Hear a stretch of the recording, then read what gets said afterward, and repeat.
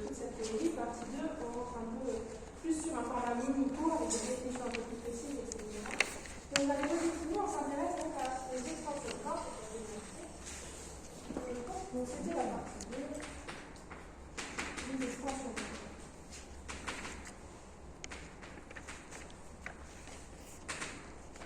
J'avais défini ce que c'était, peut-être que je rappelle, ça sera pas mal. Rappel slash définition. Donc, un corps, pour définir le corps, on a besoin de définir d'abord un anneau. Donc, un anneau, c'est la donnée d'un triplet. Que je vais noter 1 plus 3. Donc, OA, c'est un ensemble. Et plus ces 3, ce sont les lois qui se comportent exactement de la même façon que dans les nombres que vous connaissez. Donc, ils se comportent comme dans Z. Okay. Et un corps, ça va être un anneau dont tous les ensembles, dont tous les nombres, par contre, sont inversibles pour la multiplication.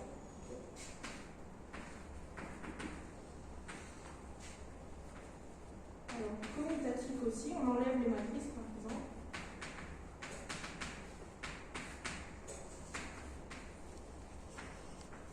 Tous les éléments, contre matrice.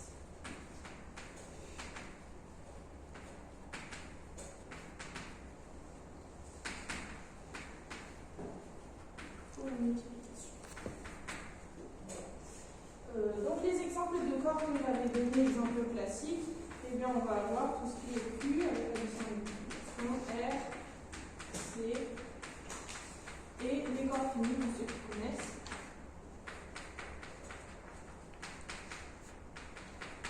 Okay. Ici, dans l'exposé, donc j'avais parlé rapidement des caractéristiques. Si vous ne savez pas ce que c'est pas grave. Mais donc, je vais me placer en caractéristique 0 pour simplifier rapidement. Donc, à chaque fois que je vous parle d'un corps, etc., on pense Q, R ou C globalement. Et on oublie tout ce qui est continu. Et donc on avait l'extension de corps.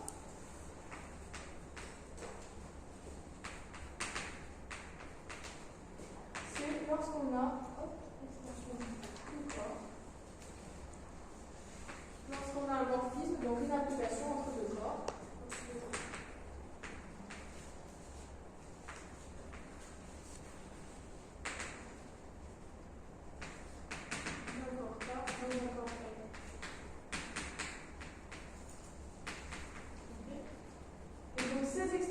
On va les noter avec le diagramme de AC. Comme ceci. Okay. Et on va oublier un peu cette fonction, ce morphisme qui est entre les deux corps, puisqu'on a un théorème qui nous dit que tout morphisme entre deux corps est toujours injectif. Donc on va toujours comprendre l'image de K apparaître dans L comme étant K. Okay. On va penser inclusion plutôt que morphisme à chaque fois. Okay. Donc ça, c'est ce que j'avais présenté la semaine dernière, ou la semaine dernière, mardi. Et donc, on va rentrer un peu plus dans l'étude des extensions qui ont cette forme-là, et des tours d'extension. Donc on peut avoir des choses de la forme comme ceci, donc on pense triple inclusion, etc. Et des choses un peu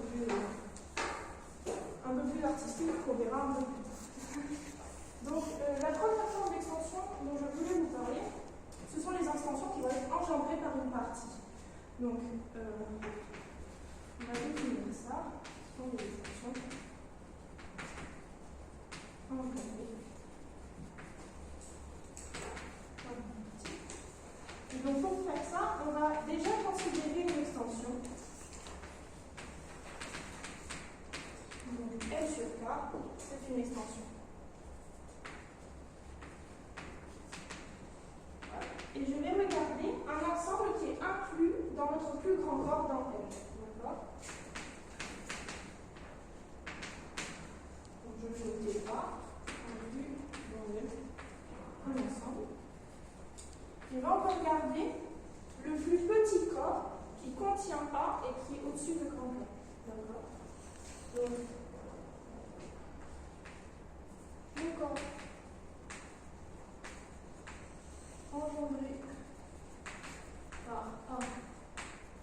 d'extension L sur K, ça va être le plus petit corps, c'est l'intersection de tous les corps qui vont être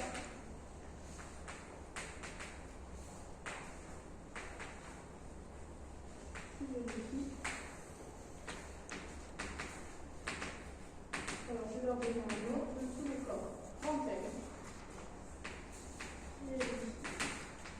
Donc on prend notre classe de base auquel on va associer notre espace E, A. Donc ça c'est pas forcément un corps, mais en sens, on prend les éléments de K et on adjoint les éléments de grand K, qui vont être inclus dans le grand M, Donc on prend tous les corps qui sont entre l'union de K et A et L, et on fait l'intersection de tout cela, et ça va nous donner un corps. Hop, je vais le dire. Et cette intersection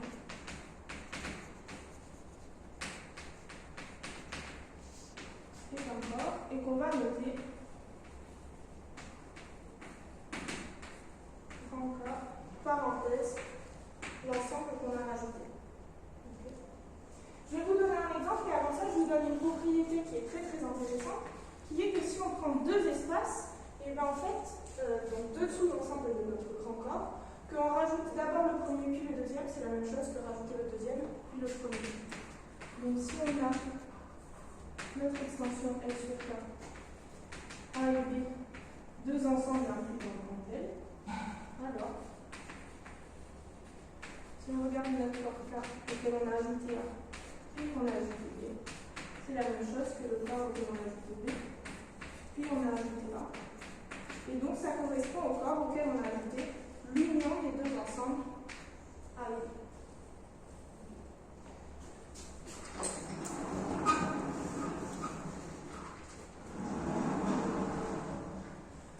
Et donc, des exemples.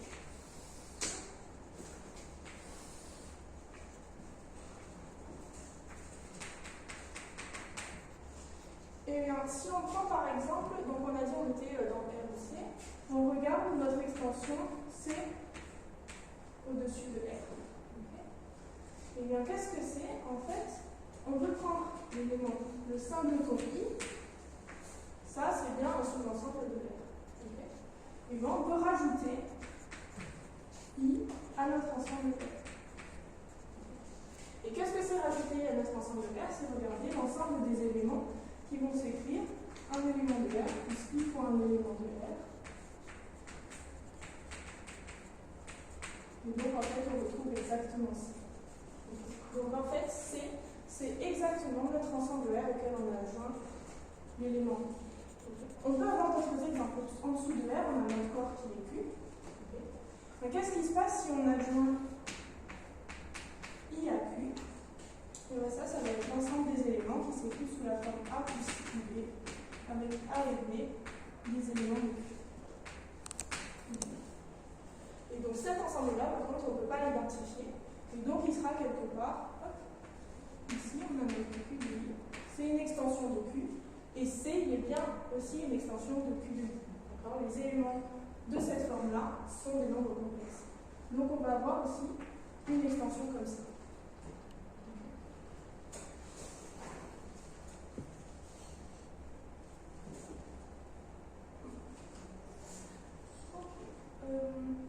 Alors globalement, là je vous ai parlé donc d'union, c'était là. Et bien on peut faire la même chose avec l'intersection. Et donc, plutôt corollaire de la propriété précédente. Donc là, ce que je vous ai dit en particulier, c'est si on a deux extensions K1 au-dessus de K et K2 au-dessus de K aussi. Alors, donc si on les dessine, on a K1 au-dessus de K et K2 et aussi au-dessus de K. On peut faire l'union des deux et ils seront au-dessus de K1 et K2. Donc on pourra avoir K1 union K2 au-dessus. Donc on dit que K1 union K2 il est au-dessus de K1, il est au-dessus de K2. Et donc, il va être aussi au-dessus de K. Puisque si on a une extension de lui vers lui et une extension de lui vers lui, et on peut dessiner l'extension de lui.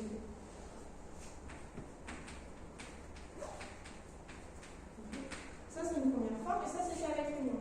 Mais en fait, on peut faire la même chose avec l'intersection. Et donc ici, au lieu de K, je peux mettre l'intersection de K avec K. Ça marche aussi, et on aura K en dessus.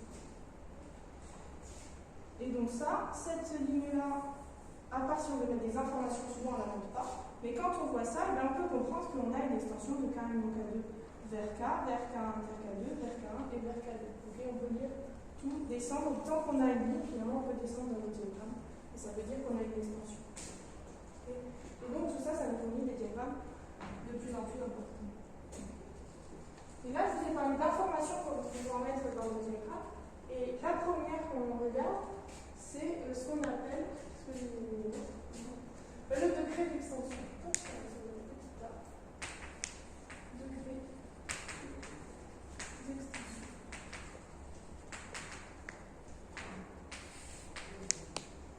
Alors, ici on a dit que donc on avait une extension si on a un corps qui est au-dessus d'un autre et on a une application qui est venue dans deux corps. Et en fait, ce fait d'avoir un morphisme entre deux corps, là ça nous donne une propriété de K espace vectoriel. Donc si on a rentré sur ce petit K une extension, alors quand elle est un K espace vectoriel. Alors ça, si ça vous est un peu obscur, c'est pas grave, donc ça veut juste dire, pour ceux qui ont la définition d'espace vectoriel, que ce qu'on considère comme des scalaires, ce sont des éléments de notre espace grand K. Mais ce qui m'intéresse surtout ici, c'est que si on a des espaces vectoriels, on a une notion de dimension.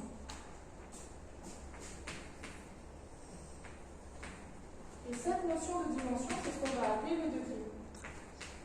Une dimension de S. Et donc, on va dire que c'est ça, le degré de l'extension.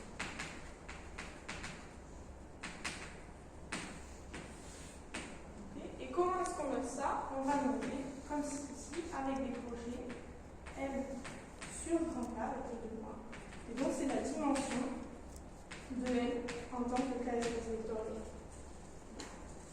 Et ça, bon, c'est quelque chose qui est vraiment très théorique, mais on a des façons très concrètes, des algorithmes pour calculer ces dimensions-là. Ça va vraiment nous intéresser. Alors avant de faire ça, on a un outil aussi qui peut être très intéressant. Donc pourquoi est-ce qu'on veut calculer ça? Si L sur K est fini, ce sera toujours un entier. On dit que l'extension L sur K est finie de degrés. Et parfois, elle va être infinie. Et donc on parle d'extension infinie. Et on dit la notion de degré. Et on a un théorème qui nous dit que si on a une extension finie,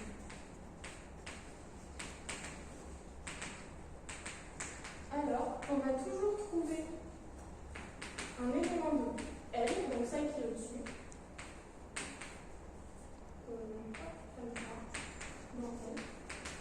tel que grand L, en fait, ça va être l'espace d'en bas auquel on a adjoint notre élément alpha. Et donc ça va être un espace engendré par un unique élément. Et ça, c'est très puissant parce que ça nous dit qu'à chaque fois qu'on veut étudier ce genre de choses, donc soit on met en dimension un degré infini, donc, voilà, soit on met en degré fini, et en fait, il suffit, avec des gros guillemets, il suffit, d'avoir un seul élément et donc d'étudier les extensions qui sont de la forme avec un élément ajouté à notre corps de base. Donc, on va étudier le degré des extensions de la forme.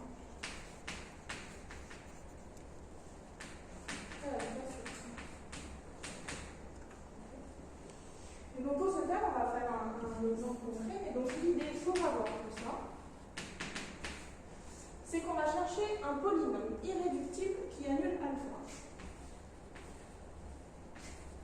Un polynôme qui va être irréductible sur notre corps de base. Ensuite là.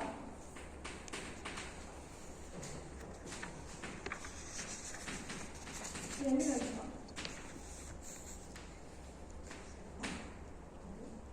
Et le degré de ce polynôme, eh ben, ça va être le degré de notre extension. Et là, on retrouve le vocabulaire, degré de polynôme, degré d'une extension.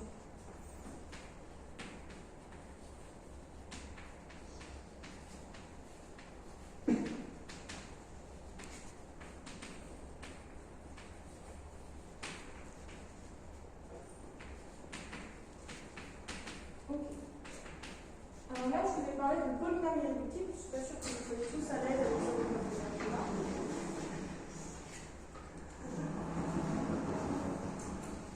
Mais l'idée, c'est, alors dans Z, j'espère que vous savez qu'on peut factoriser tout élément qui s'écrit comme produit de nombres premiers. Okay, et les nombres premiers, eh bien, eux, par contre, on ne peut plus les réduire. Ils vont être juste écrits comme eux-mêmes fois 1. Okay, et bien, on peut faire exactement la même chose avec un polynôme. On peut l'écrire comme produit de polynômes, de telle sorte qu'ensuite ces polynômes-là ne puissent plus les réduire. Alors, c'est un très abstrait. Donc, petit aparté polynôme irréductible.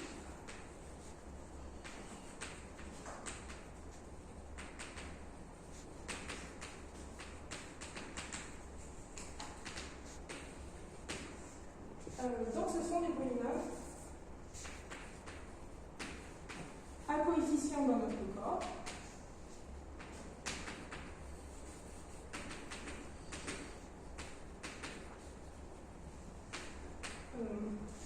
Tels que on ne puisse pas les écrire comme produit des polynômes de degré plus petit.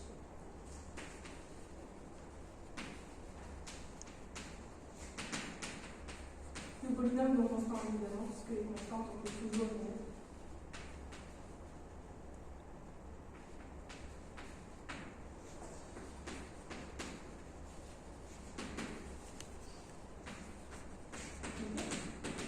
Alors ça, on arrive à peu près à voir ce qui se passe peut-être dans la LEC, c'est peut-être plus compliqué dans un corps K quelconque, mais on a des propriétés qui nous permettent de savoir dans quel cas est-ce que c'est un polynôme irréductible ou pas. Alors déjà, on a les cas classiques, donc on prend P un polynôme, un coefficient on prend pas, et on regarde son degré. Si le degré de P il est tout petit, il est égal à 1, donc polynôme constant et polynôme de degré 1, c'est automatiquement irréductible. Ok, donc cela on les aime bien, c'est facile. Si on a un degré 2 ou 3, on cherche si P a une racine dans K. Alors ça c'est pas forcément évident.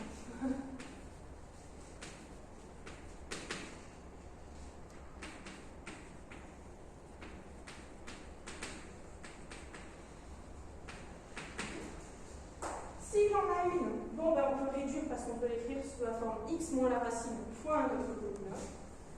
S'il n'en a pas, alors il est réductible.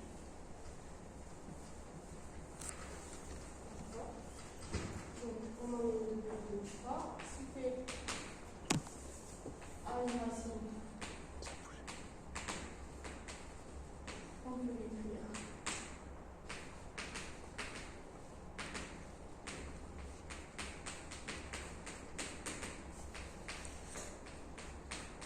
Donc c'est utile, sinon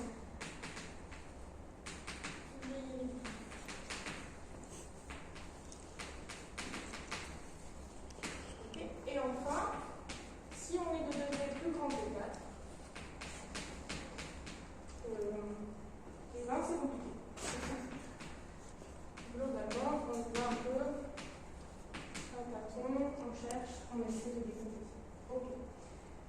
compliqué, mais on a quand même des techniques. Alors avant ça, peut-être par exemple montrer que le corps sur lequel on se place, c'est important. Si on prend l'exemple le polynôme x cube moins 2, okay. Ce polynôme-là, si on le regarde en tant que polynôme dans Q crochet x, il n'a pas de racine. Et donc il est irréductible dans Q.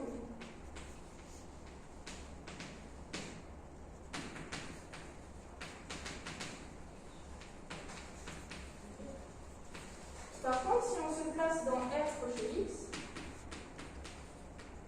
on a une racine. On a racine cubique de 2. Si on la met au cube et qu'on fait moins 2, eh bien on obtient 0. Donc on a une racine. Et donc dans R crochet x, on a que x cube moins 2, c'est égal à x moins racine cubique de 2 fois un polynôme qui a une certaine x carré plus racine cubique de 2x plus racine cubique de 2 au carré. Okay. Et enfin, si on se place dans C, donc là, notre polynôme de départ a été réductible, on a une racine. Par contre, on l'écrit ici comme produit de deux polynômes qui vont être irréductibles dans R. Celui-là, il est de degré 1, donc il est irréductible. Celui-là, il est de degré 2, il n'a plus de racine de R. Donc là, on a fait la décomposition en polynôme irréductible, comme on fait la décomposition en produit de nombres polynômes. Et si on se place ici,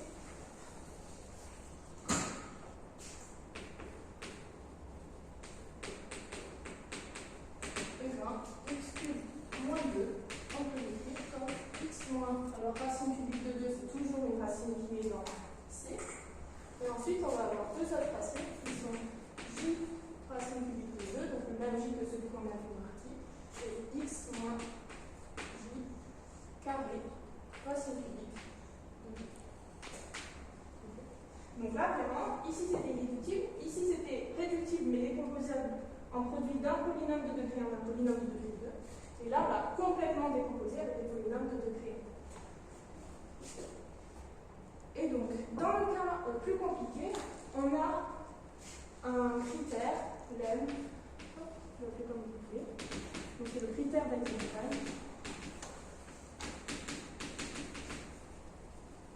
Pour savoir si un polynôme est irréductible ou non. Et donc là, si il existe un P irréductible dans notre corps de classe K. Donc, quand on est dans Q, R ou C, on pense à un nombre premier.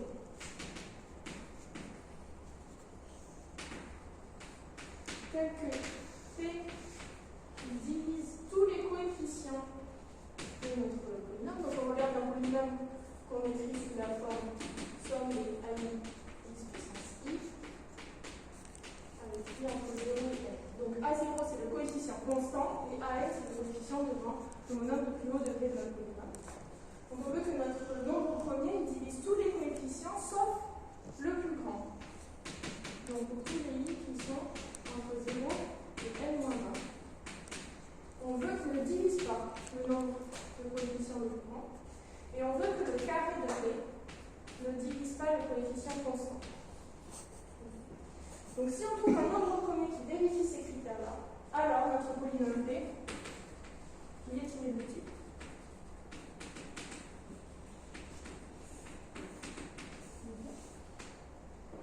Et donc par exemple ici, on était dans Q crochet x, on a vu qu'il était irréductible.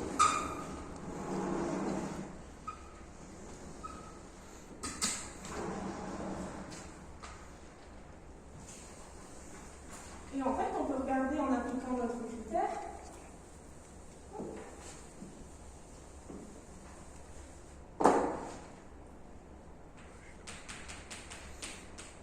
Donc on a x cube moins 2. Donc ici, on a notre plus grand coefficient, c'est A3, qui est égal à 1.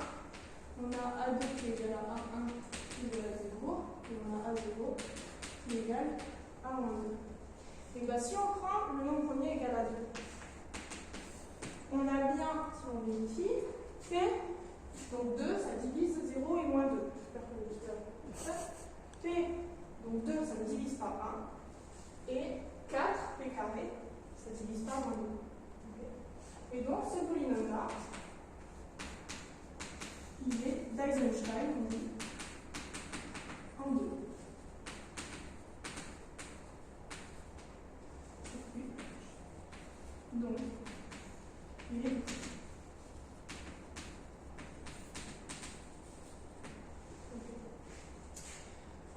donc là, on a montré qu'il était irréductible sur Q.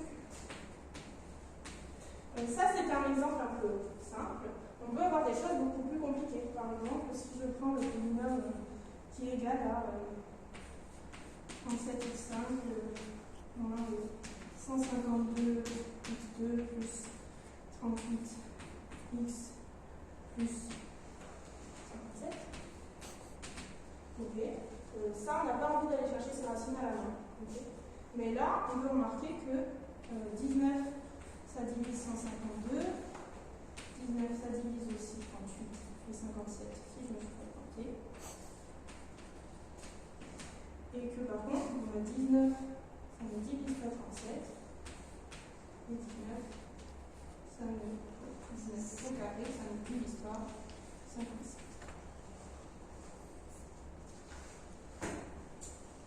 Et donc là, on a pris ce polynôme-là, il est d'Eisenstein en 19.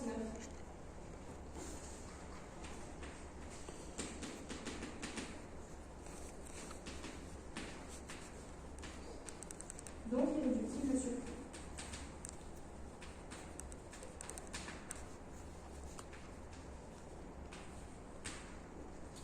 Okay.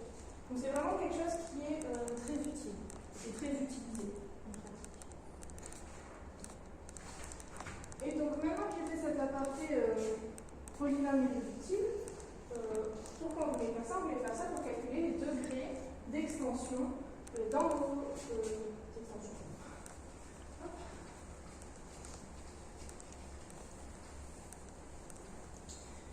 Et donc là, je vais rester de toute façon toujours avec le même exemple, x cube moins 2.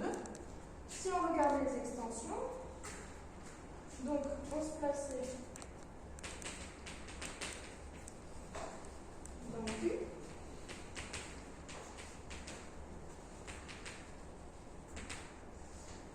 Et on a x cube moins 2, on a dit qu'il était irréductible dans Q.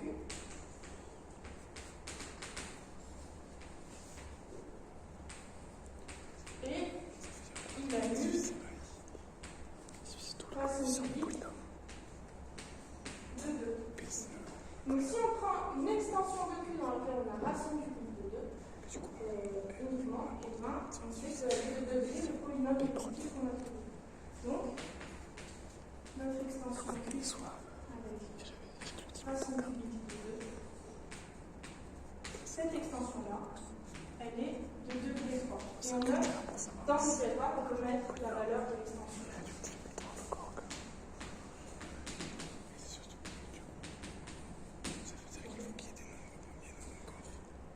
On a ça. Mais on a dit, dans R, on a d'autres racines. On a le J racine cubique de 2 et le J carré racine cubique de 2.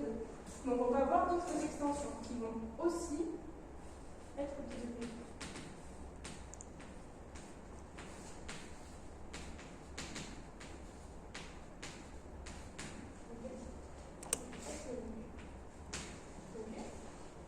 Et maintenant qu'on a fait ça, et bien avec ce que je racontais précédemment, on peut faire l'union de ces racines-là. Alors évidemment, je vais dire tout ça pour trop.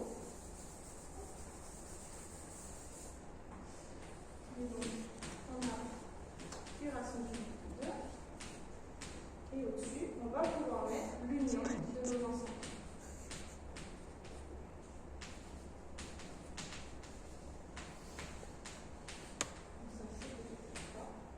Et là, on va avoir Q, alors on a racine cubique de 2, J racine cubique de 2, et J carré racine cubique de 2. Et là, on peut compléter notre extension. Et on peut calculer aussi les degrés de cette extension-là. Je regarde pour un petit peu tout le monde. Donc ici, on a ça. Calcul de degrés d'extension classique aussi qu'on va utiliser tout le long de cet exposé. On peut se demander ce qui se passe entre Q et R et entre R et C. Alors, entre R et C, en fait, on l'a déjà plus ou moins fait. Je vous ai dit, on pourrait l'écrire comme R auquel on a joint notre nombre complexe I. Mais I, il est annulé par le polynôme x carré plus 1. Ça un nu. Et c'est irréductible dans R.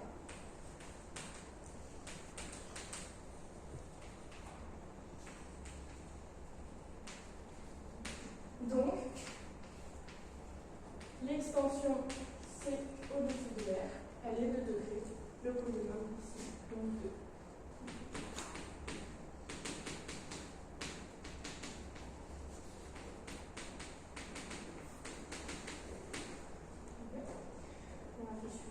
Et ensuite, alors plus difficile, donc jusqu'à présent, elle déjà me croire un peu, mais ici encore plus. Si on regarde ce qui se passe pour R au-dessus de Q, et bien là, en fait, cette extension-là, elle va être de degré infini. Et elle va être de degré infini, ça peut être vu par différentes façons. La première, ça va être de dire que Q, c'est un espace qui est dénombrable, donc on peut trouver un isomorphisme entre Q et N, alors que R n'est pas. Une autre façon de faire, c'est de dire que on prend Q qui est un élément de R, et il n'existe pas de polynôme à coefficient d'un Q qui annule R.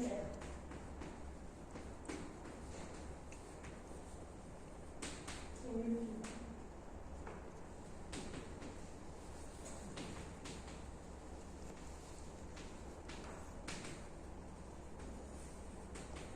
Et donc, cette extension, R sur Q, elle est de degré infini.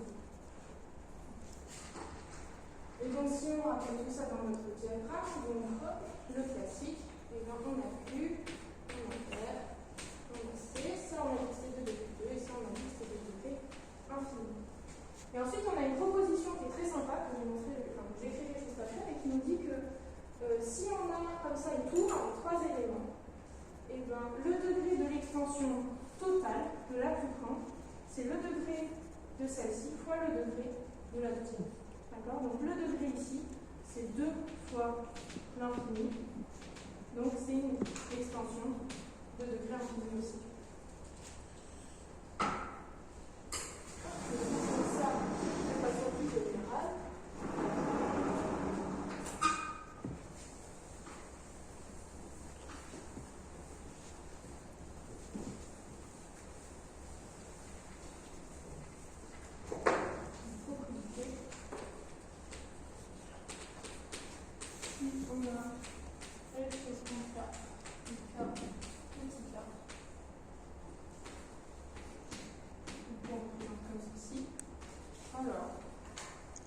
Le degré de N sur le petit k, c'est le degré de N sur grand K fois le degré de grand K sur petit k. Et après, on peut synthétiser. Donc là, je vous ai fait Q, R et C, mais là, on a des espaces qui sont, donc par exemple, Q racine cubique de 2, il y a un flux entre Q et R. Alors, on sait que l'extension Q et Q racine cubique de 2 est de degré 3. Et que R sur Q c'est infini, donc R sur Q racine cubique de 2 c'est infini aussi. Et ensuite, l'autre ici avec J, on va rajouter des nombres complexes, et on peut faire la même chose, l'intégrer entre Q et C, et voir comme ça les degrés des différentes extensions.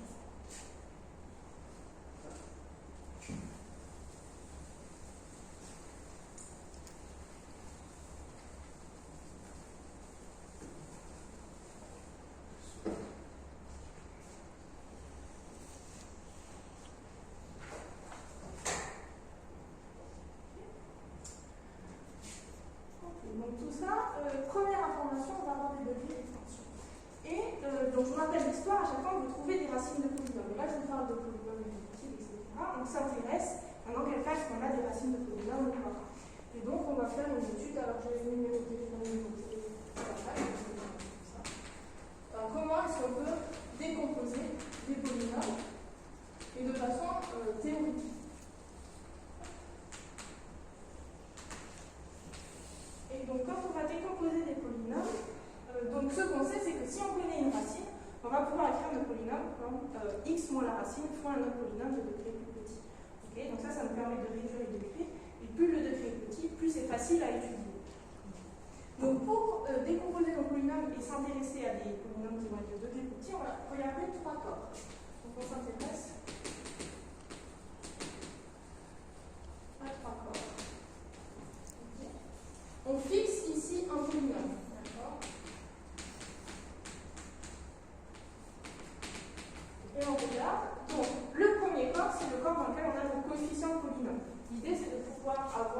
racines en fonction des coefficients en fonction des racines et paires de lignes. Donc, le corps dans lequel on a les coefficients.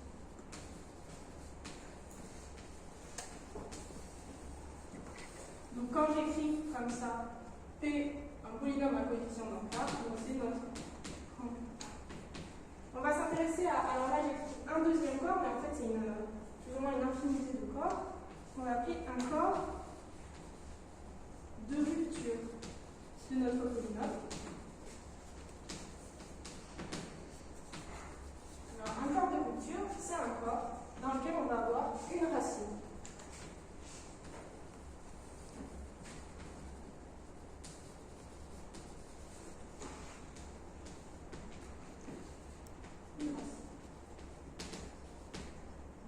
Peut-être que je vais faire un parallèle ici, l'exemple.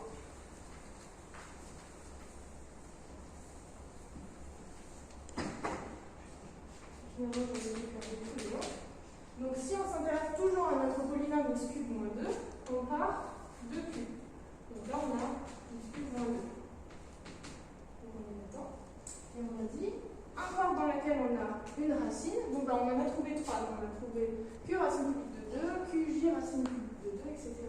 Donc tout ce qu'on avait au-dessus ici,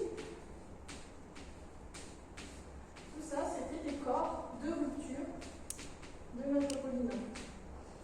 Donc j'en note que 2, et ça c'était des corps distincts de rupture. Donc on voit qu'on en a plusieurs. Et enfin, le dernier corps auquel on va s'intéresser, c'est le corps dans lequel on aura toutes nos racines. Et donc là, celui-ci il est unique, et c'est le corps de décomposition du polynôme.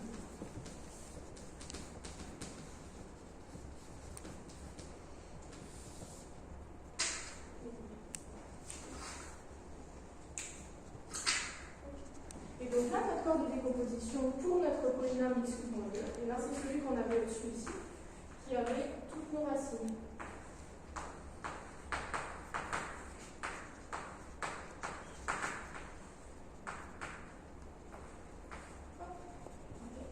Ça c'est le corps de décomposition.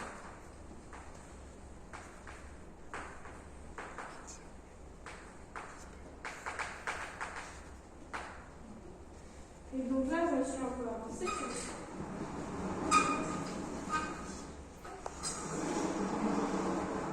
Si on veut manipuler un peu les définitions, un corps de décomposition, c'est toujours un corps de rupture. Parce que si on a toutes les racines, on en a au moins une.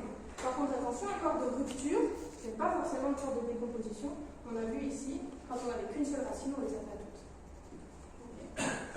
Okay. Et donc on a un théorème qui nous dit que pour un polynôme ici, on a toujours un corps de décomposition. Okay.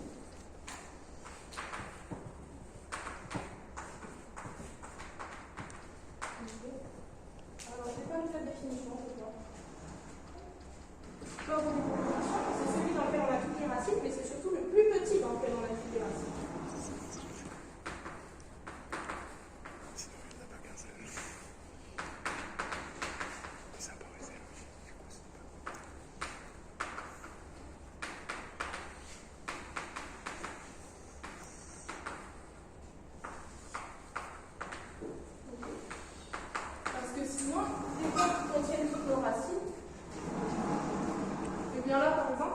C contenait toutes les racines, et pourtant c'est un corps qui est strictement plus grand que celui qu'on a là. Donc ça marche. Donc si on a un polynôme ici,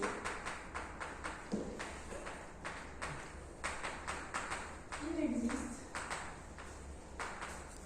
un corps de décomposition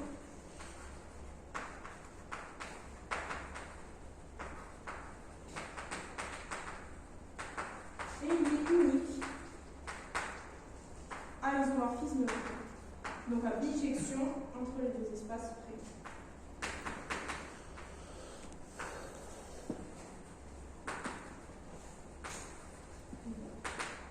Et donc là, si on reprend, on avait que Q de racine cubique de 2, J racine cubique de 2, J carré racine cubique de 2. C'est le corps de décomposition de x3-2. Mais cet espace-là, en fait, il va être isomorphe. On a une bijection entre cet espace et Q de racine cubique de 2 et de J. Juste, au centre du petit, est-ce que si on dit que c'est celui qui est de degré minimal sur K, ça marche? Ouais. Oui, je crois que s'il y a le même degré, en fait, ils sont binaires.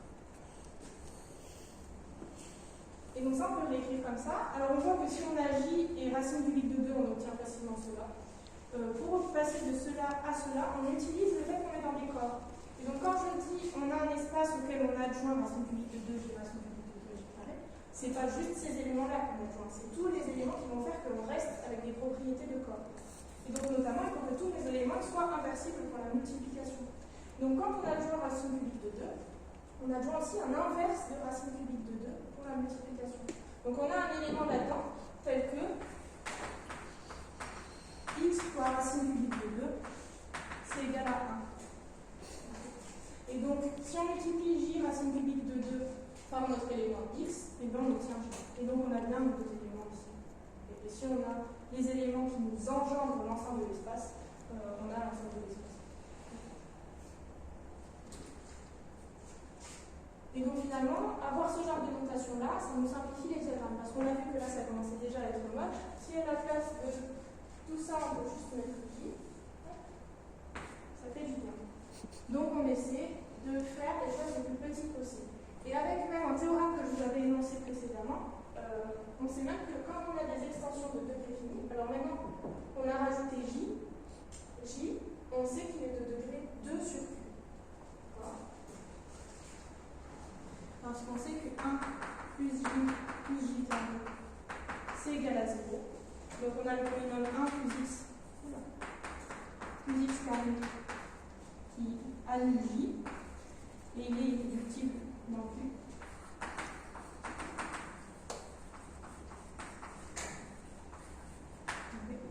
Et donc là, hop, je vais garder ce diagramme.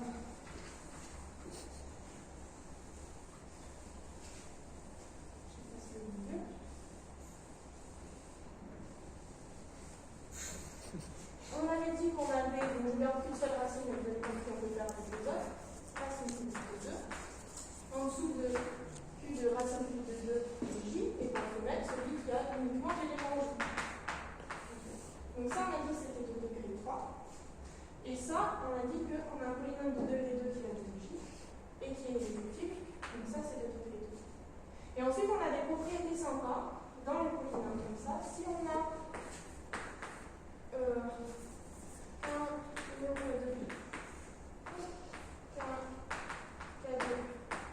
et l'intersection des deux. Ok, donc ça c'est le cas. On a nos deux espaces. Ça c'est on a fait l'union des deux. Et ça c'est on fait l'intersection des deux. Okay. Si on connaît le degré ici, donc on va mettre degré 1, degré 2, on est tout à 2, degré 1 ici. Et bien en fait on sait qu'on peut reporter nos degrés. Donc ici on aura le degré 2 et ici on aura le degré 1. Et pourquoi est-ce qu'on peut faire ça? Parce qu'on a dit que le degré de l'extension là, c'était la multiplication de celui-ci avec celui-ci. Et donc si on connaît celui-ci, il faut qu'on ait bien dans la multiplication. Et donc là, si on a 3 ici et 2 ici, ben en fait on a 2 ici et on a 3 ici. Ok, donc on a tous les degrés dans notre extension. Donc parfois, simplifier comme ça, utiliser les isomorphismes, c'est aussi très utile pour pouvoir simplifier tous nos calculs. Parce que quand on était avec ça, on n'avait pas encore calculé leur polynôme réductible.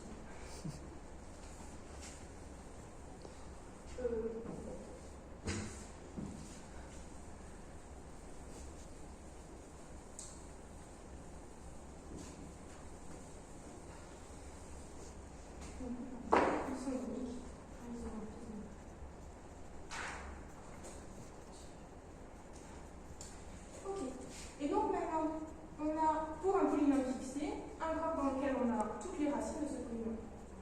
Mais qu'est-ce qui se passe si on ne fixe pas notre polynôme? Si on regarde l'ensemble des polynômes. Et bien là, on va aussi avoir un corps qui contient l'ensemble des racines de tous les polynômes de notre espace de départ. Et donc, c'est ce qu'on va écrire ici. Donc, un corps.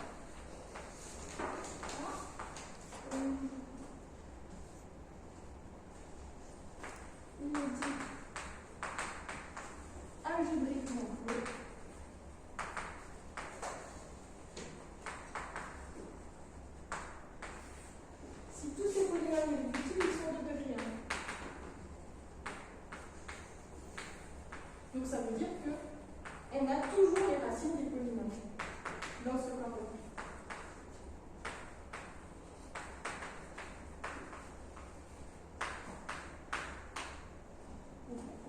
Et un exemple qui est en fait un théorème qu'on appelle souvent le théorème fondamental de l'algèbre ou d'Alan-Bergos,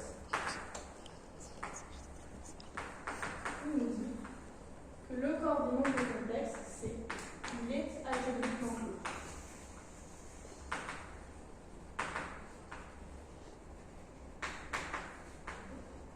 Donc cette information, ça nous dit, si on regarde la définition purement, c'est que dès qu'on prend un polynôme à coefficient dansé, on a ses racines dansées. Mais en fait, vu que c'est une extension de R et Q, par exemple, mais de d'autres ensembles, dès qu'on prend des polynômes à coefficient dans les ensembles en dessous, donc un coefficient dans Q par exemple, on sait qu'on aura toutes ces racines dansées. Donc si on place directement dans C, on sait qu'on est capable de toutes les trouver. Et donc ça, et on peut le faire pour n'importe quel corps théorique. Et donc voilà, et ça, c'est ce qu'on appelle la clôture algébrique. C'est une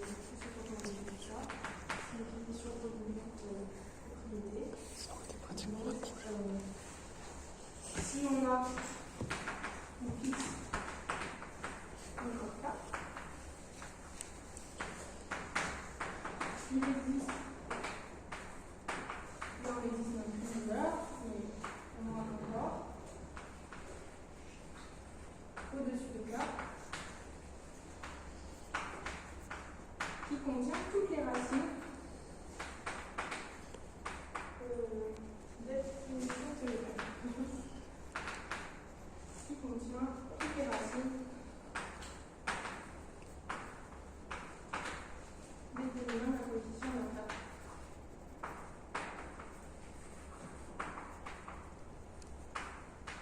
Ok, donc ça se représente, on a un K, on prend un polynôme à coefficient là-dedans. Ok, donc c'est un peu ce que je m'appelle là. Et en fait, on sait qu'on va trouver une extension telle que, quel que soit le polynôme qu'on prend ici, eh bien, il existe une racine. On a toutes les racines. Elles vont être dans notre extension. Et le plus petit corps qui vérifie ça, c'est la clôture algébrique.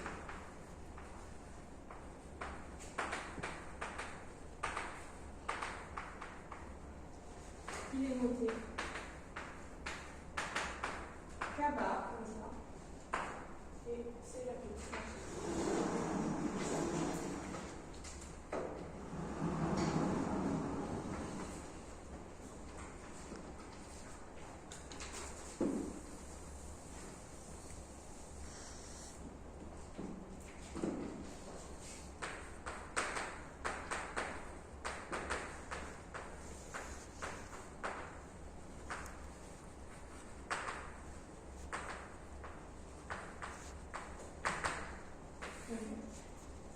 Donc avec la définition que j'avais donnée, quand on a un corps qui est algébriquement clos, sa clôture algébrique, c'est toujours lui-même.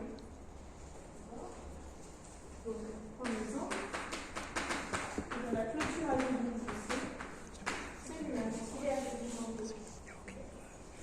Par contre, on peut en donner d'autres. Bon, ben, la clôture algébrique de R, d'après ce qu'on disait aussi, c'est C. C'est le plus petit corps qui a toutes les racines de polynômes. Attention, la clôture algébrique de Q n'est pas C. La clôture algébrique de Q elle est strictement incluse dans C, mais elle est plus petite. Et c'est là que la notion de plus petit intervient. On peut reprendre ça par rapport au fait qu'on avait les degrés d'extension qui est infini. C'est un peu les mêmes genres d'idées, le Q est dénombrable et C ne l'est pas. Donc on va avoir des problèmes à ce niveau-là. Juste un peu.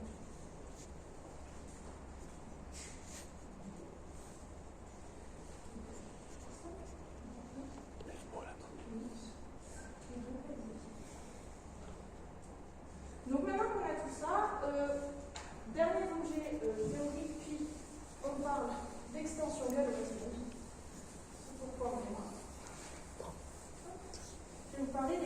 normale.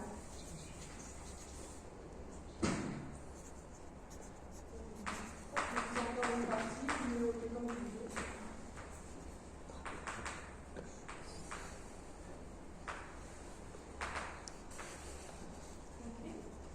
Donc c'est toujours ce jeu sur les racines de polynômes. Attention, ça va faire un peu mal à la tête. Donc une extension L sur K est dite normale si tout polynôme à coefficient d'encart qui a une racine dans L.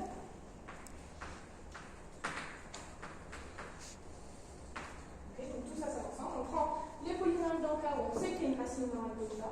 Et ainsi, tout polynôme à coefficient d'encart qui a une racine dans L admet toutes ces racines dans L.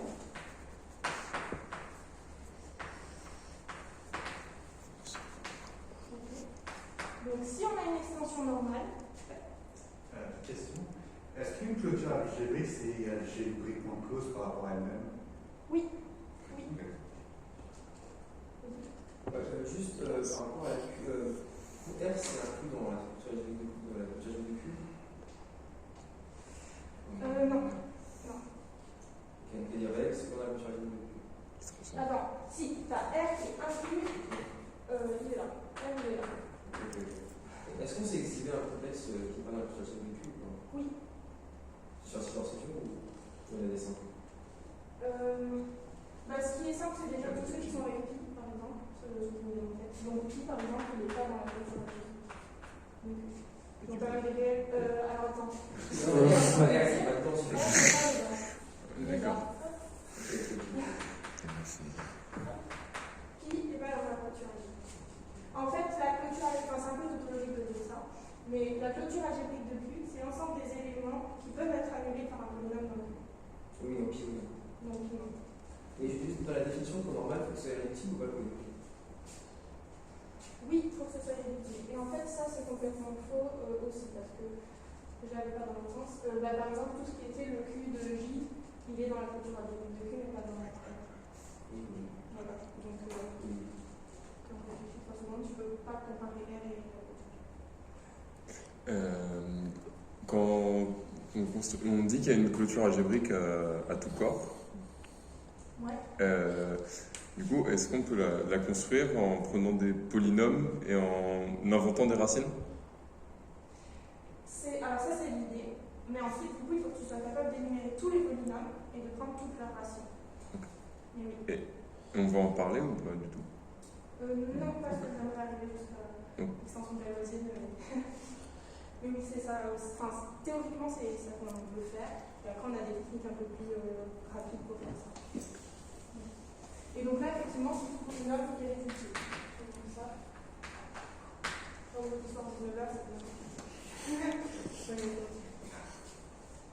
Ok. Donc là, l'idée, ça c'est souvent plus subtil. Donc on a K, on a L au-dessus de K, et on prend un polynôme à coefficient dans K. Encore une fois, ça c'est une notation qui est fausse, mais K. S'il existe une racine inclus dans L, alors, quel que soit le R inclus dans, quel que soit, je ne sais pas.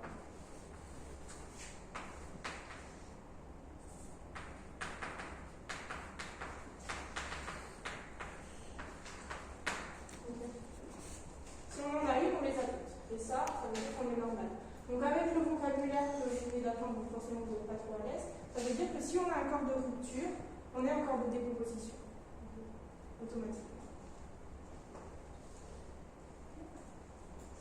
Et je vais faire toujours le même exemple évidemment, mais une première remarque aussi avant ça, une propriété. Dans le cas des extensions, donc si on a L sur K et K plus K. Là, l'extension est normale. Les extensions finies. Je ne sais pas que. D'accord, donc là on est fini. Et là on est fini. Si elles sont telles que la grande extension, celle-ci, elle sur petit k est normale. Alors, on n'a que celle-ci.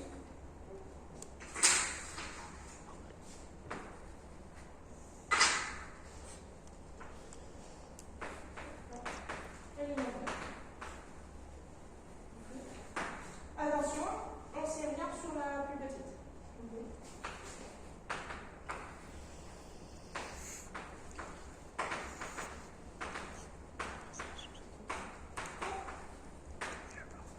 Si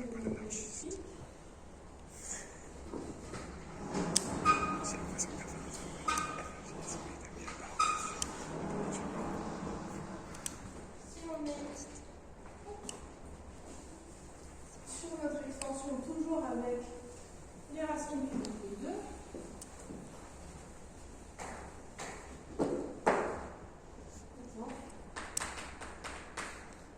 donc on a dit que le Q racine cubique de 2 est c'est un corps de décomposition sur Q pour XQ moins 2. Donc celui-ci, c'est un corps de décomposition.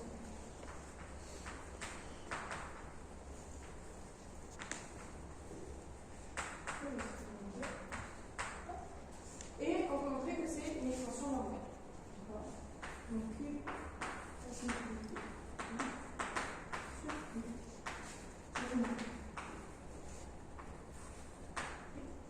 Mais entre les deux, on a mis Q racine cubique de 2 et Q de 2. Et on peut faire ici, d'après notre propriété, et on peut dire que Q racine cubique de 2 sur Q racine cubique de 2, elle est normale. De même, Q racine cubique de 2 sur J sur Q de J, elle est aussi. Mais par contre, ici, Q racine cubique de 2, on a dit que c'était qu'un corps de rupture, mais ce n'est pas un corps de décomposition comme x cube moins 2. Donc, x cube moins 2, il a une racine dans ce corps-là, mais il les a pas toutes. Donc, cette extension-là, elle n'est pas normale. Et donc, on a un exemple de tour comme ça, où la petite extension, elle dépend.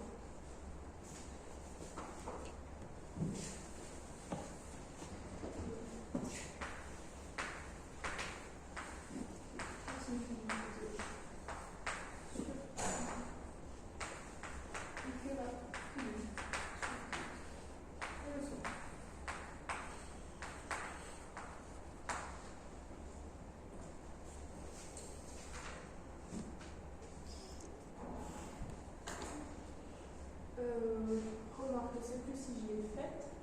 Non. La clôture algébrique elle est toujours normale sur le corps. Donc on n'arrive pas à voir ce cas, elle est toujours normale. Aussi, c'est quelque chose qu'on utilise en pratique.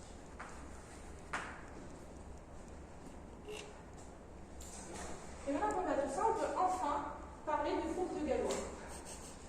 Donc c'est le moment où je fais encore une fois le disclaimer pour ceux qui connaissent un petit peu. Je me place en caractéristique 0. Donc tout ce que je vais vous dire, alors c'est vrai sur ce que les caractéristiques 0, donc URC, etc. C'est pas tout à fait vrai sur les corps de caractéristiques positives. Et je vais rajouter des choses. Mais j'avais pas le temps aujourd'hui d'aller plus dans les détails, donc on va s'arrêter là. Et donc, on peut parler de groupe bilombres.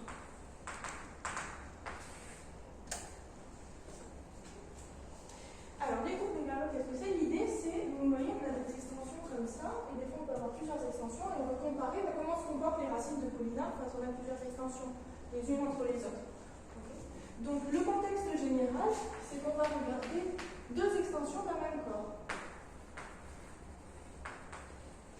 Donc, L sur K et M sur K. Hop, donc on est comme ça. Okay. Et ce qui nous intéresse, c'est comment est-ce que les racines des polynômes vont se comporter les unes par rapport aux autres, les racines qu'on va trouver là-dedans, les racines qu'on va trouver là-dedans. Et si ceux qui étaient là mardi, donc on a montré que les racines avaient un rôle symétrique. Et c'est pour ça que Lagrange d'ailleurs faisait des choses avec des tétraèdres, des triangles équilatéraux, et donc un triangle équilatéral. Donc il y a cette notion de symétrie. Et donc la symétrie, on va essayer de la retrouver ici. Qu'est-ce qui se passe? Et on va s'intéresser à au morphisme qui est là.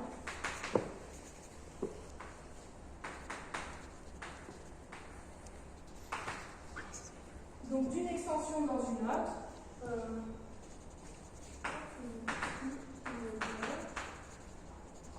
Donc comme ceci.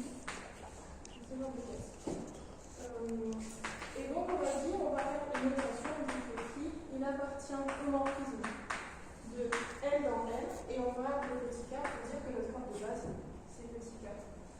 Okay. Remarque,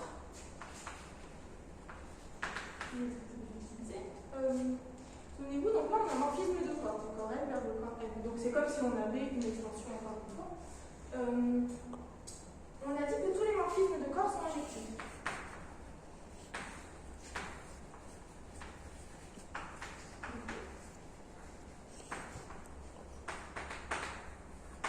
Et donc si on s'intéresse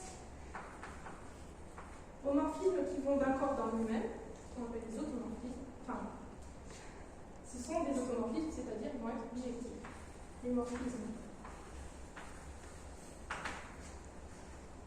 d'un corps dans lui-même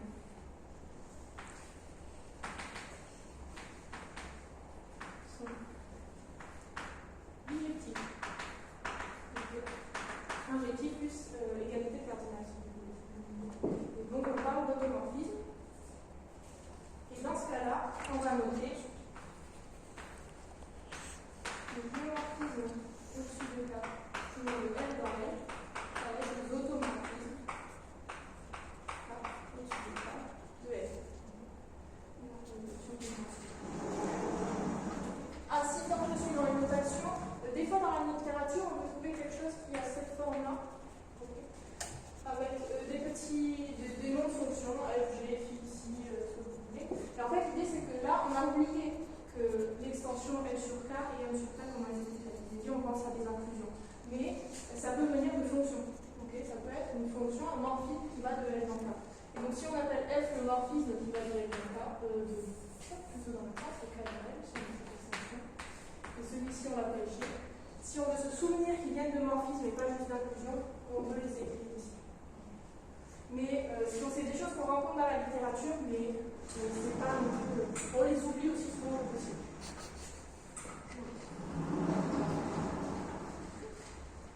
Okay. Et donc on s'intéresse à ça, et plus précisément, on va regarder les morphismes qui vont laisser fixe notre corps de base K. Puisqu'on va s'intéresser aux morphismes qui laissent fixe les coefficients de nos polynômes. On veut voir juste ce qui se passe au niveau des racines.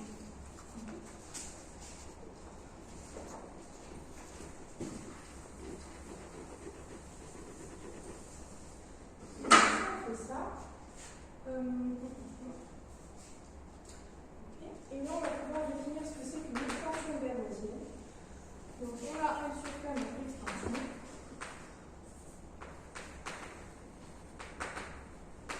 Elle est dite gaussienne si elle est normale. Ok, alors là, une fois qu'on a défini normal, on se dit pourquoi est-ce qu'on a défini normal si c'est la même chose qu'être gaussien. C'est là où je vous dis qu'il y a des subtilités quand on est sur des corps finis. Il ne suffit pas d'être normal pour être gaussien. D'accord.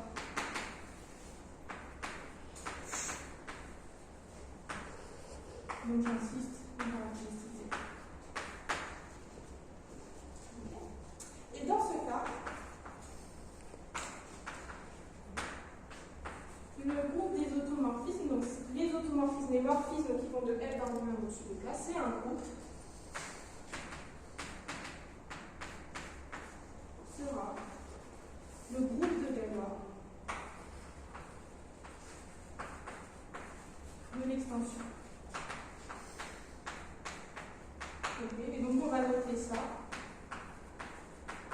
Gall ou gallois de L.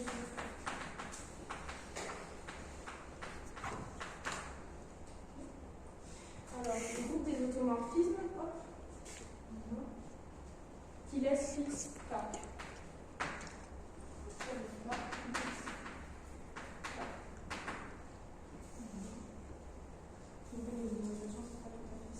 Donc le groupe de Galois, ce sont des applications de l'extension du groupe du corps le plus haut vers lui-même. On représente parfois, hop, donc on a ça, et en fait, ça, c'est ce qu'on appelle le groupe de Galois. D'accord, c'est quelque chose où elle va agir sur lui-même, va avoir des informations. Et donc des fois on voit ça, et sinon on peut mettre comme ça, Gall, pour dire galloisien. Et donc, de la façon dont on mettait les degrés des extensions à côté des extensions, et bien, on peut noter ici à côté des groupes. Donc, on va les appeler, on va les ranger pour les voir, c'est un mot créatif. Et donc, si on met un groupe à côté d'une extension comme ça, et bien, cette fois, en fait, ce qu'on définit, c'est le groupe de Galois associé à nos extensions.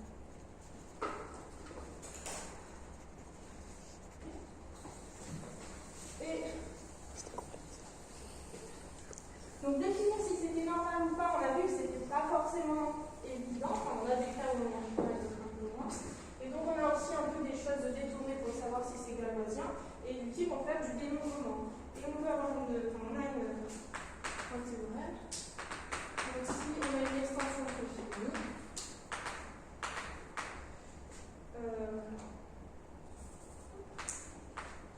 elle est galoisienne si et seulement si.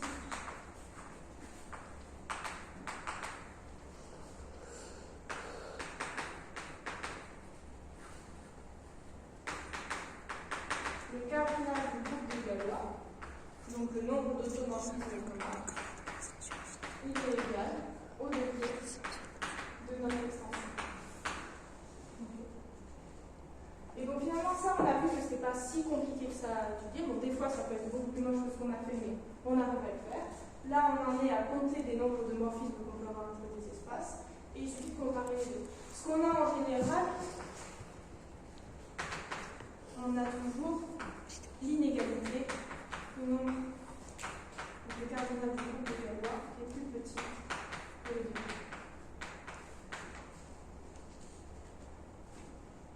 Et on en a toujours au moins un, parce que l'identité, ça compte. Donc l'identité, c'est toujours valable, c'est le seul corps. Et donc si on reprend nos exemples,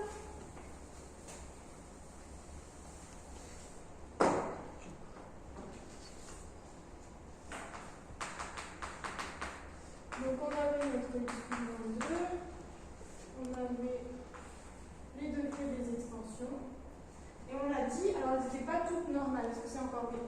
Là c'est le tableau, elles ne sont pas toutes normales, mais on peut regarder Q racine de 2 par rapport à Q. Celle-ci, elle est normale, donc galoisienne.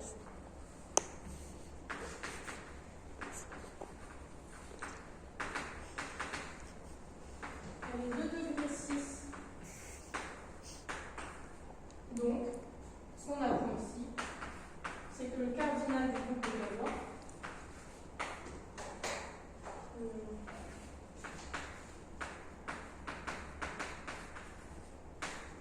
il est de cardinal 6. Le groupe de Galois est de cardinal 6. Donc, vous voyez, ça, on peut l'utiliser de plein de façons. On peut l'utiliser pour savoir si c'est normal ou pas. Et quand on sait si c'est normal ou pas, on peut l'utiliser pour essayer d'avoir des informations. Alors, souvent, c'est plus facile de calculer le degré puis d'en déduire le cardinal du groupe de Galois. Certaines fois, on va avoir des gens qui calculent le groupe de Galois et qui en déduisent un degré. C'est plus. C'est pas comment, c'est plus pour faire des exercices en général que pour faire ça. Okay, on met ça. Et ensuite, on avait d'autres extensions. Donc, par exemple, Q racine cubique de 2J sur Q racine cubique de 2. Et bien ça, on avait vu que c'était 2 degrés 2 et c'est galoisien. Donc, on a aussi un groupe de Galois qui va être de cardinal 2. On aura que 2 éléments.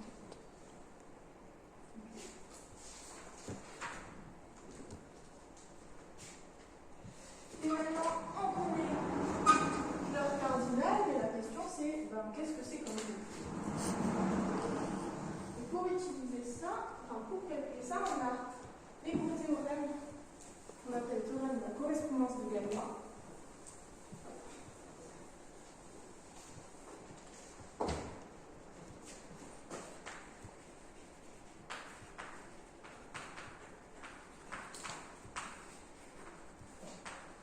Alors, c'est un théorème, donc en vrai il y en a plusieurs, je vous cite le principal, celui qu'on va utiliser en pratique ici, qui est très théorique, donc là je vous l'ai un peu résumé, mais on va voir ensuite comment on l'utilise. Donc c'est un théorème sur la correspondance. Si on a une extension galoisienne,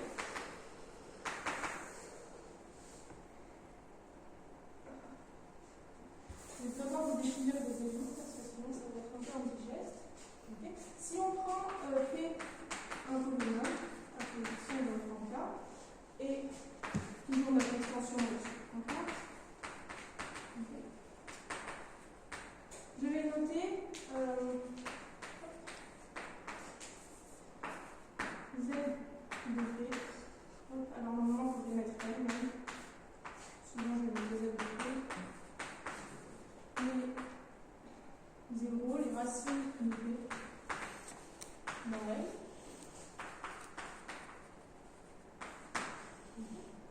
Et ces racines-là, donc il y avait toujours cette notion de symétrie. Et bien en fait, quand on a un élément du groupe de Galois, donc un morphisme d'un espace dans lui-même, et bien ce qui va se passer, c'est qu'il va toujours envoyer les racines d'un polynôme sur d'autres racines de polynôme. Et on retrouve cette notion de symétrie qu'on avait dans la présentation de Marty.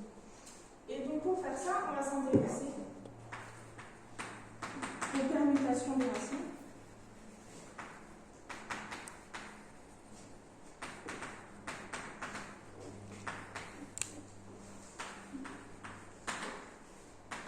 Et donc je vais noter S de P, l'ensemble des permutations des racines.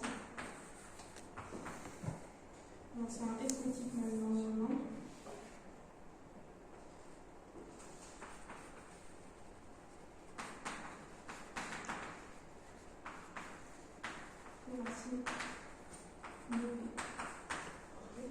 Et donc, ce que je vous ai montré tout à l'heure, c'est une proposition. Exactement de la même façon, vous savez, quand on a des polynômes dans C, on sait que les racines, elles sont conjuguées. Donc, elles sont complexes et conjuguées, souvent on a appris ça par cœur. Et bien là, ça va être la même chose. L'idée de conjugaison, c'est de dire elles aux racines d'un même polynôme. Et donc, les racines d'un même polynôme peuvent être envoyées sur les racines de ce polynôme. Donc, hop, on va ça. Merci. Du groupe de Galois.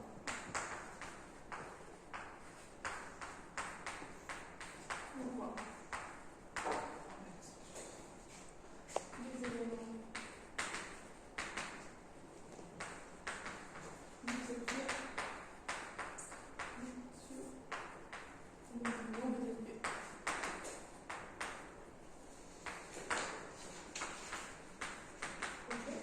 Et donc ça peut être traduit ici, donc je définis les racines, je vais définir ensemble les permutations de ces racines. Et bien ça veut dire qu'on a un morphisme de nos éléments du groupe de Galois dans les permutations d'un polynôme. Et ça c'est ce qu'on va appeler, pour ceux qui voient les actions de groupe, on peut dire que le groupe de Galois il agit sur nos racines. On va voir des propriétés du coup de toute la théorie sur les actions transitives, etc. Ça, je ne sais plus. Et comment est-ce que ça agit? Tout simplement, ici, cette action, si on prend une fonction ici, donc un morphisme de F dans F au-dessus de moi, et bien on va regarder F restreint à nos racines. Donc ça va nous permuter les racines.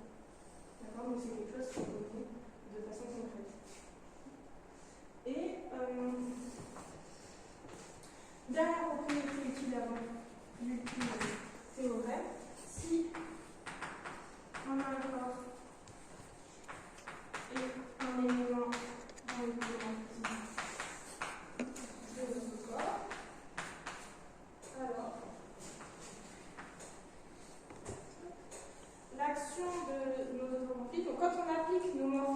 notre corps K.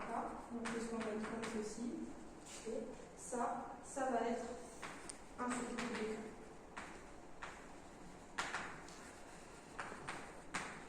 Et c'est un sous-groupe qui va former une extension galoisienne.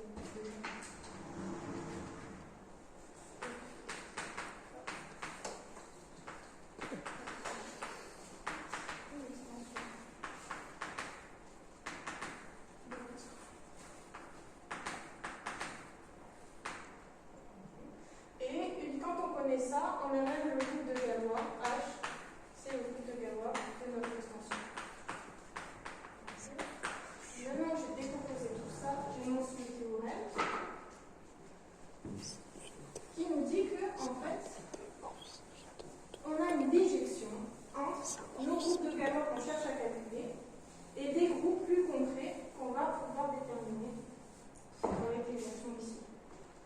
Donc, le théorème qui nous dit, donc si on a L sur R, l'extension galoisienne,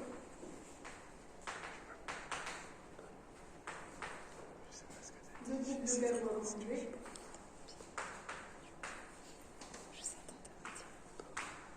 il existe une correspondance au sens une bijection, une correspondance bijective entre les éléments de notre groupe de Galois, comme ça, entre un espace, c'est un canal ici, et sous-extensions,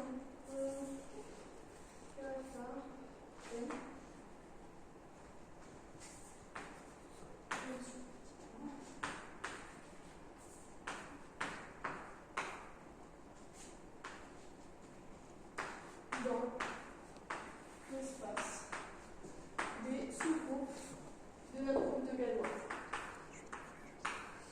Et ça veut dire sous-groupe. Okay. Et comment est-ce qu'on définit cette bijection? Dans un sens, on va utiliser cette propriété-là, et dans l'autre sens, si on prend donc, on a K, L, à ça, donc OL, on va lui associer le groupe de Galois de notre extension. Ok, donc jusque-là, tout va bien. Maintenant, dans l'autre sens, donc si on a H qui est fixé, eh bien, on va pouvoir trouver une extension pour laquelle ce H, c'est un groupe de Galois. Et cette extension-là, ça va être celle avec l'action ici.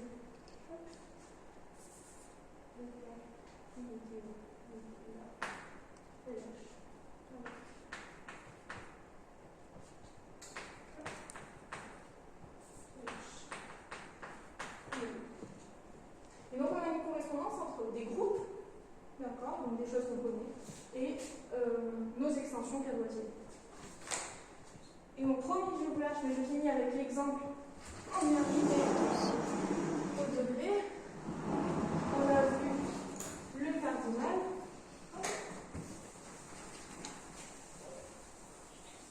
En pratique, qu'est-ce qu'on fait? En fait, on sait qu'on a toujours plus ou moins une équivalence. Ces groupes-là qui sont un peu mystérieux, en fait, ils sont isomorphes à l'espace des permutations d'un ensemble.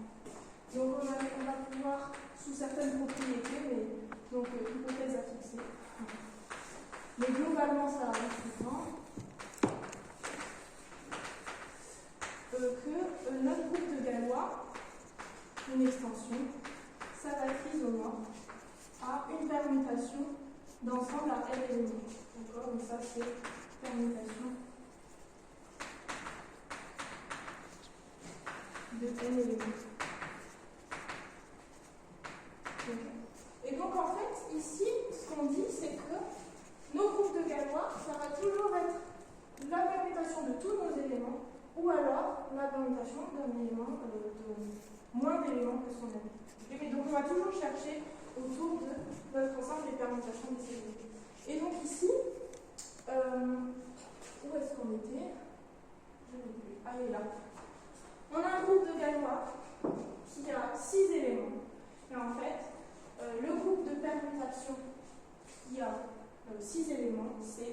qui va permuter 3 coordonnées. Okay.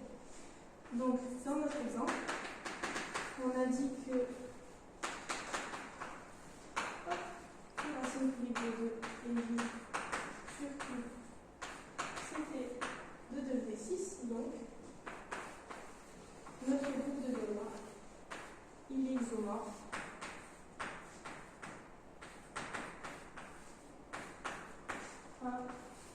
S3, celui qui permet 3 éléments. Et après, on peut expliciter un peu plus les choses et voir quels sont exactement les morphismes qui vont être là-dedans. Et pour les définir, il suffit de définir la relation sur nos racines. Voilà. Et donc là, par exemple, il est engendré par 2 éléments. Si voilà. Donc on va avoir un premier élément, on regarde ce qu'il fait sur la racine cubique de 2. Celui-ci, il va enlever sur J, racine cubique de 2. Et le deuxième élément, c'est qu'est-ce qu'il va faire sur J. Il va enlever sur J. Et on peut vérifier que ça, donc ce sont bien des isomorphismes, etc. Et en fait, ça va engendrer l'ensemble de Galois. Voilà.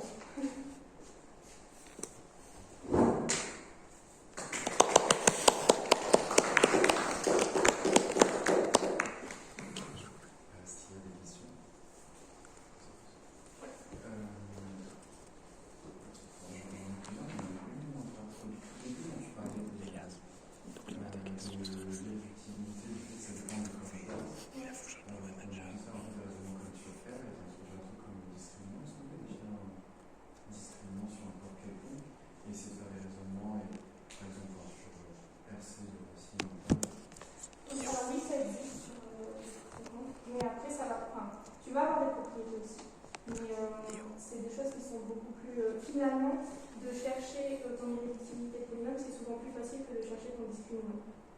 Voilà. Mais oui, c'est possible.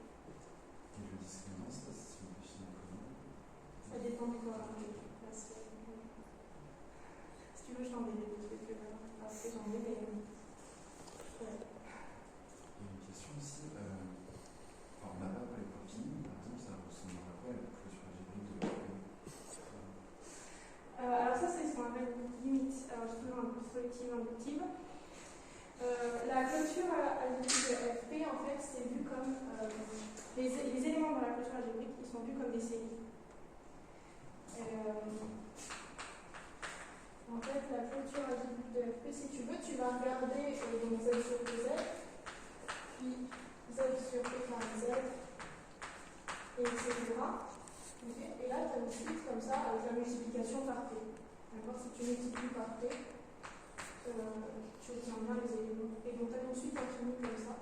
Et tu peux prendre un élément, du coup, dans la clôture algébrique de P, ça va être une suite avec une coordonnée dans Z sur PZ, une coordonnée dans Z sur P carré Z, etc. Donc, c'est infini.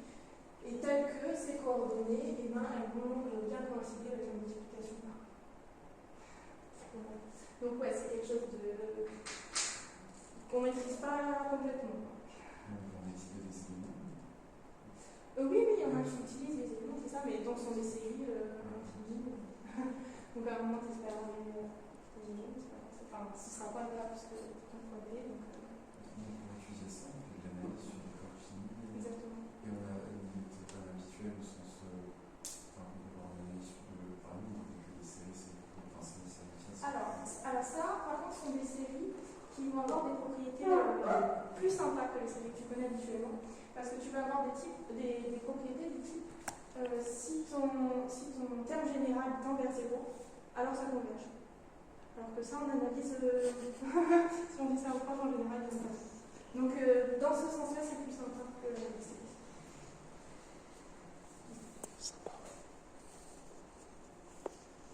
J'avais une question pratique sur le théorème du début, là, sur l'élément dans l'aspect primitif, le fait d'avoir toute extension finie et découpée par un seul élément. Pourquoi tu peux avoir comme cas d'un seul élément engendré par quadrature. En pratique, parce que c'est dur d'avoir un seul élément. Quoi. Oui, en général, c'est dur. Est-ce qu'il y a des astuces, par exemple, si tu sais que c'est engendré par exemple, la logie et la racine cubique de 2, par exemple, est-ce que trouver l'élément qui va engendrer tout seul cette extension-là, ouais, en fait, tu peux faire des trucs en regardant ton polynôme minimal de l'un, ton polynôme minimal et essayer de combiner en fait ces deux polynômes et d'en trouver un qui va t'annuler l'élément. Mais ça aboutit pas toujours en fait. C'est un peu. J'ai essayé avec celui-là, je pense. Ouais, voilà. Non, je t'avoue que là, Non, pardon. Je sais que ça se fait. Voilà. Il y avait un théorème Eisenstein, je crois, il s'appelait. Il fallait prendre P premier. Ouais. Du coup, ça se limite à. Il y avait K à un corps, mais ça peut pas être n'importe quel corps. Non, c'est pas n'importe quel corps. Et c'est pas toujours un P premier. Ok. C'est ça. C'est qu'il y a quand même des choses. Donc là, j'ai un caractéristique 0, mais même par exemple sur R, c'est plus déjà un P premier qui suffit de prendre. Mais est-ce qu'on peut. Sur Z, sur Q, mais pas sur. Mais est-ce qu'on peut trouver, en prenant autre chose qu'un P premier, on peut avoir un truc du même style que Eisenstein, mais P qui n'est pas un nom premier. Sur R, est-ce qu'on peut avoir. Dans certains espaces, tu peux prendre des polynômes, par exemple, des polynômes électibles. Voilà, tu as des choses équivalentes à ce niveau-là. Et puis même là, par exemple, je voulais le présenter sous cette forme-là. Et des fois, on va avoir des polynômes qui ne sont pas d'Eisenstein, mais si tu remplaces tous tes x par x plus 1 ou x moins 1, ceux-là, ils vont être d'Eisenstein, et du coup, on a des propriétés pour se ramener si on sait que le polynôme évalué en x plus 1, il est d'Eisenstein en quelque chose, mais ton polynôme évalué en x, il sera aussi irréductible. On a des propriétés comme ça pour se ramener.